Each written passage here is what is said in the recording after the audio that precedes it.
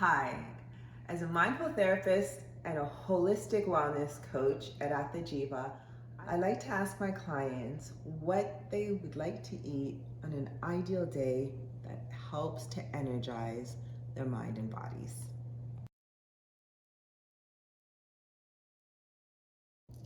I would like to share with you what I like to eat on my ideal days when I'm focusing on food as fuel and mindful eating so that I have enough energy to share with the people I care for and all my passion projects.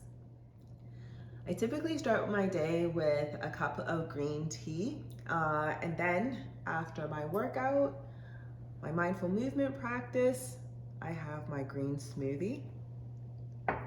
For lunch, I typically have a salad. One of my favorites is this quinoa salad with roasted winter vegetables. I'll share that recipe with everyone. You can also find my green smoothie recipe on my blog. For dinner, I like to have a soup and of course, some yummy sourdough. To make sure I drink 2 liters of water a day and also kombucha. So these are some of the things that I have to maintain my healthy eating habits and practice my mindful eating.